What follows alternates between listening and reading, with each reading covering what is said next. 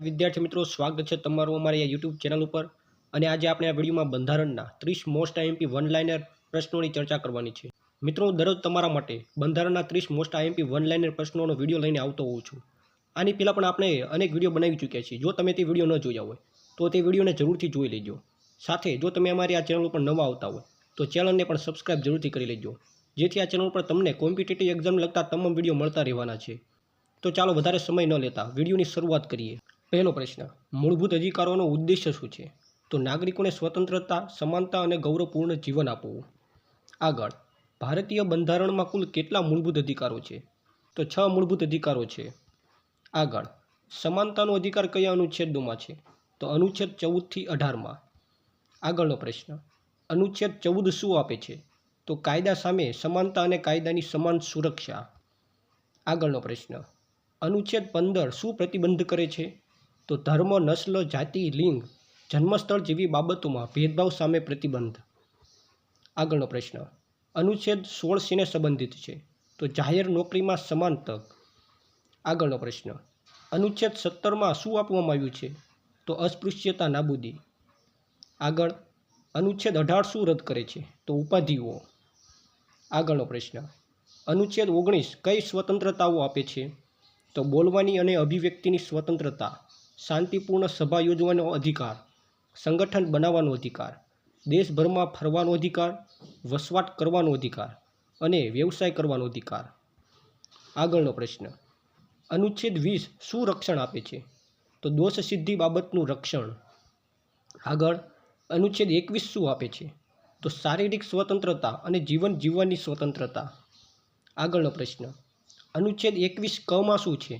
તો શિક્ષણનો અધિકાર, એટલે કે 6 થી 14 વર્ષના બાળકોને મફત શિક્ષણ મેળવવાનો અધિકાર.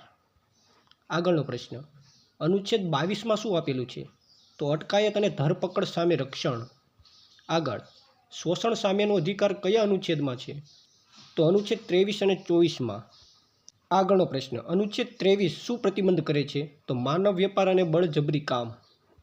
આગળનો પ્રશ્ન, અનુચ્છેદ 24 શું પ્રતિબંધ કરે છે? તો બાળ મજૂરી પર પ્રતિબંધ. આગળ, અનુચ્છેદ 25 શું આપે છે? તો ધર્મ અપનાવવાનો, પાલન કરવાનો અને પ્રચાર કરવાનો અધિકાર. આગળ, ધાર્મિક બાબતોનો વહીવટ કરવાની સ્વતંત્રતા કયા અનુચ્છેદમાં છે? તો અનુચ્છેદ 26માં. આગળનો પ્રશ્ન, સાંસ્કૃતિક અને શૈક્ષણિક અધિકાર કયા અનુચ્છેદમાં છે? તો અનુચ્છેદ 29 અને 30માં. આગળ, અનુચ્છેદ 29 શું આપે છે? તો લઘુમતીઓના હિતોનું રક્ષણ. આગળ, અનુચ્છેદ 30 શું આપે છે? તો લઘુમતીઓને શૈક્ષણિક સંસ્થા સ્થાપવાનો અને તેનો વહીવટ કરવાનો અધિકાર. આગળ, બંધારણીય ઇલાજનો અધિકાર કયા અનુચ્છેદમાં છે? તો અનુચ્છેદ 32માં.